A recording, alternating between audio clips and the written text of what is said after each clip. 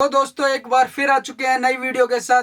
मैं राहुल चौधरी आपका स्वागत करता हूं अपने YouTube चैनल पर। तो दोस्तों आज मैं आपको बताने वाला हूं कि प्राइवेट आत्मरक्षा क्या होती है।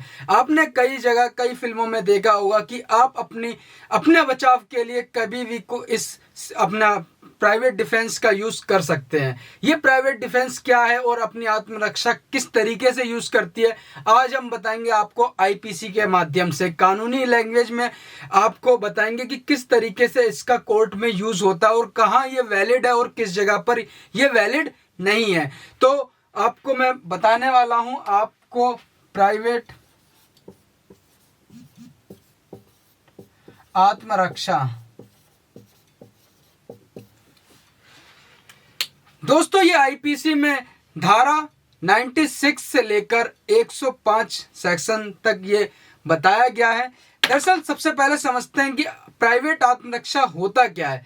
देखिए, प्राइवेट आत्मरक्षा को एक छोटी सी परिभाषा में डिफाइन किया गया है। आपको उस परिभाषा को समझना है। उस परिभाषा के समझने से आपको प्राइवेट आत्मरक्षा अपने आप समझ में आ जाएगी कहां पर आपका प्राइवेट आत्मरक्षा करने का अधिकार होता है।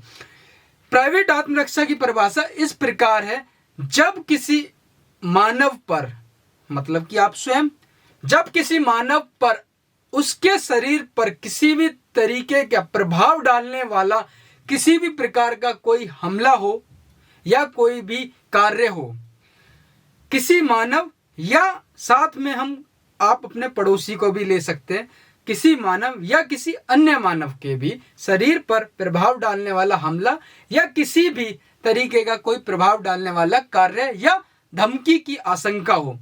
समझ में आया? तो आप अपने बचाव के लिए प्राइवेट आत्मरक्षा का प्रयोग कर सकते हैं। और दूसरी परिभाषा प्राइवेट आत्मरक्षा को और भी आगे परिभाषित किया गया कि इसमें आप अपनी संपत्ति जैसे कि लूट, रिष्टी, गृहवेदन और आगजनी, मतलब कि आप अपनी संपत्ति या किसी अन्य की संपत्ति पर ऐसा कोई हमला होता है तो भी आप प्राइवेट आत्मरक्षा का बचाव में आप उसके ऊपर हमला कर सकते हैं। समझ में आया होगा कि आप अपने शरीर या किसी अन्य व्यक्ति के शरीर पर प्रभाव डालने वाला कोई भी ऐसा हमला होता है तो आप प्राइवेट आत्मरक्षा का बचाव कर सकते हैं। साथ ही आप अपनी संपत्ति या अपनी से अलग किसी और की संपत्ति पर भी ऐसी जैसे लूट, रिष्टी, चोरी, गृहभेदन या आगजनी जैसी कोई भी खतरा होता है तो आप उसका बचाव कर सकते हैं और उसके ऊपर आप भी हमला कर सकते हैं। अच्छा, हमला करने की दो कंडीशन इसमें बताई गई है जो 96, 97 सेक्शन आईपीसी में बताया गया है कि अपराध जो बल का प्रयोग करते हैं अपनी आत्मरक्षा के लिए, उस बल का प्रयोग आपको उचित होना चाहिए। मतलब कि आपको समझ में आया होगा कि आप जो बल प्रयोग कर रहे हैं वो आपका उचित होना चाहिए। अगर आपने बल प्रयोग अधिक कर लिया तो आपको प्राइवेट आत्मरक्षा का बचाव लेने का कोई अधिकार नहीं है। जैसे कि फॉर एग्जांपल कि क्लास में दो बच्चे बैठे हैं और एक बच्चे ने एक के ऊपर पेन से मार दिया, टिप देना, मगर उस दूसरे बच्चे ने बगल से हथौड़ा निकाला उसकी खोपड़ी में मार दिया। क्या ये प्राइवेट आत्मरक्षा है? नहीं है।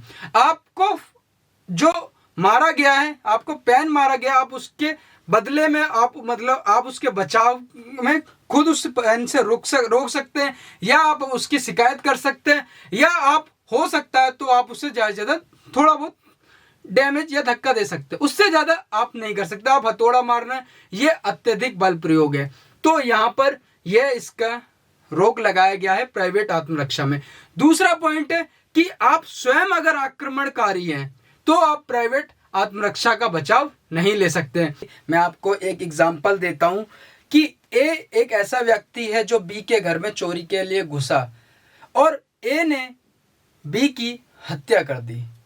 क्यों हत्या कर दी? क्योंकि उसने कोर्ट में आकर यह तर्क दिया कि बी ने मेरे ऊपर हमला किया, मैंने अपने प्राइवेट आत्मरक्षा के लिए, बचाव के लिए मैंने बी की हत्या कर दी।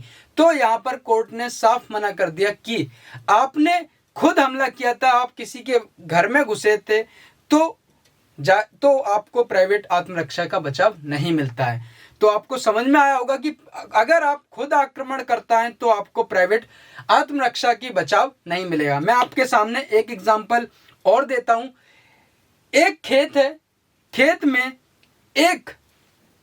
दो बाप बेटे एक कोने पर, एक ही खेत में एक कोने पर बाप बेटे खेत की जुताई कर रहे हैं, मगर वो खेत किसी और व्यक्ति का है। ठीक है, जिस व्यक्ति का है वो उसे देख रहा है, मगर उसने उस समय कुछ नहीं करा। जब बाप बेटे वह रास्ते से जा रहे थे अपने घर पर, तो उस खेत के मालिक ने उस पर हमला किया और उसके ऊपर तलवारों से वार कर दिया, जिसमें उसके बेटे की हत्या हो गई। कोर्ट के आगे जब ये केस आया तो उस खेत के मालिक ने यह तर्क दिया कि यह मेरी संपत्ति के अंदर जाकर इन्होंने कब्जा करने की कोशिश करी, तो मुझे प्राइवेट आत्मरक्षा के बचाव के लिए यह मेरे को कदम उठाना पड़ा। क्या आपको लगता है ये प्राइवेट आत्मरक्षा थी? नहीं। प्राइवेट आत्मरक्षा जो होती है इंस्टेंट हमले के ऊपर कही गई है, कि आपके ऊपर जानलेवा ऐसा हमला हुआ हो कि जिसमें आपके ऊपर, आपके शरीर के ऊपर या तो मृत्यु या घोर उपाधि का कोई कारण दिख रहा हो। यहां पर ऐसा कुछ था नहीं। उसने वहां पर क्या था कि जो अगर वो संपत्ति में भी छेड़छाड़ कर रहा था तो वो बहुत पहले कर रहा था, सुबह के टाइम कर रहा था। जो उसे करना था उसे पहले करना था, मगर उसने अपने बदले की भावना में उसने बाद में यह हमला किया। तो इसलिए कोर्ट ने साफ मना कर दिया और उसे प्राइवेट आत्मरक्षा का बचाव नहीं दिया। एक और एग्जांपल के तौर पर मैं आपको बताता हूं कि तो इसमें क्या हुआ था कि एक विवादित जमीन थी। विवादित जमीन के ऊपर कोई एक पक्ष आकर उस पर कब्जा करने लगा। तो जाहिर सी बात है, विवादित जब जमीन है तो दूसरे पक्ष में एक महिला थी, एक बच्चा था और एक पति था। तो उस पति ने अपने बच्चे को भेजा कि आप इसको मना करके आओ जो इस विवादित जमीन पर छेड़खानी कर रहा है। तो वो बच्चा गया वहां पर और उसने उसे मना करने की कोशिश करी, मगर वहां पर उसने जिस पार्टी को मना किया गया था उस पार्टी ने उस बच्चे के ऊपर हमला कर दिया और उसको घसीटते हुए उसके घर के पास लाए और उस महिला के ऊपर भी हमला कर दिया। तो ऐसे में उस महिला के पति ने अपने बचाव के लिए उसके ऊपर तलवार चला दी क्या, और फिर इसके बाद उसमें एक व्यक्ति की मृत्यु हो गई। क्या ये प्राइवेट आत्मरक्षा थी? हाँ, यहाँ पर प्राइवेट आत्मरक्षा का बचाव मिलेगा, क्योंकि घोर उपाधि और मृत्यु का कारण साफ दिखता है कि हथियारों के बल पर उसके बच्चे को मार दिया गया था। यहाँ पर पत्नी के ऊपर भी हमला किया जा रहा था, तो इसलिए उस पति ने इंस्टेंट हमला किया और वहां पर आत्मरक्षा के लिए बचाव में वह किया गया था। अच्छा, मैंने आपको बताया था आपराधिक बल का प्रयोग सिर्फ उचित करना चाहिए। मैंने आपको एक एग्जांपल दिया था कि ए बी के घर में चोरी के लिए घुसता है और बी की मृत्यु कर देता है और ए बचाव ये मांगता है कि मेरे ऊपर इसने हमला किया था, मुझे जान का डर लगा इसलिए मैंने उसे मार दिया। तो वहां पर बचाव नहीं मिल रहा था।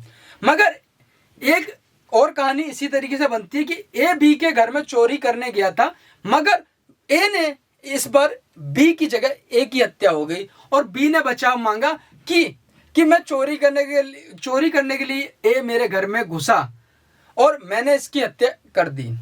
क्या यहाँ पर बचाव मिलेगा? इसमें भी बचाव नहीं मिला, क्योंकि जिस समय वो चोरी करने गया था तो चोरी के तौर पर आपके पास टाइम था, आप बचाव ले सकते थे, आप पुलिस को इन्फॉर्म कर सकते थे या आप खुद भी निकल सकते थे। आपके ऊपर कोई इतना बड़ा आपराधिक बल नहीं प्रयोग करना चाहिए था। दोस्तों, प्राइवेट जो आत्मरक्षा है ये 96 से 105 आईपीसी में डिफाइन किया गया है। ठीक है, तो अब प्राइवेट जो आत्मरक्षा है इसमें हम जो मैंने आपको प्राइवेट आत्मरक्षा कैसे प्रयोग कर सकते हैं मैंने आपको परिभाषा बताई थी।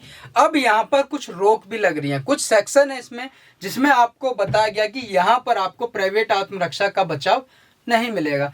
कौन सा सेक्शन है? सेक्शन है 98 और सेक्शन 99। 98 बताता है कि जो व्यक्ति पागलपन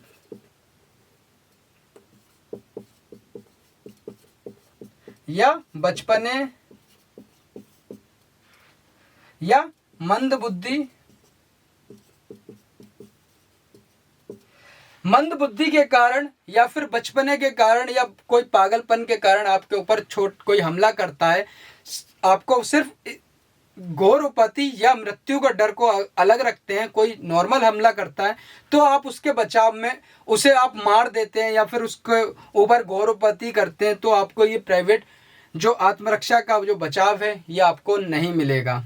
ठीक है, समझ में आया होगा आपको कि 98 में बताया गया कि पागलपन और जो ये बच्चे होते हैं, अगर आपके ऊपर कोई हमला कर दें तो आप उसको मार दें और फिर कोर्ट से जाकर कहें कि मुझे प्राइवेट आत्मरक्षा के लिए मैंने इनको मारा है, तो आपको ये बचाव नहीं मिलेगा। 99 सेक्शन जो बताता है, ये बताता है कि कोई भी लोक सेवक या पुलिस या कोई अधिकारी है जो सरकारी महकमे से है और आपके ऊपर कोई पकड़ता है आपको, आप जैसे फॉर एग्जांपल कोई चालान के लिए आपको पकड़ता है, अगर वहाँ वो धक्का कर देता है तो आपको राइट नहीं है कि अपने आत्मरक्षा के लिए आप उसको हर्ट करें या उसे मारपीट करें, आपको ऐसा कोई भी अधिकार नहीं है। तो सेक्शन 98 और सेक्शन 99 में साफ बताया गया कि आपको यहाँ पर इन सेक्शनों में प्राइवेट आत्मरक्षा का बचाव नहीं मिलता है।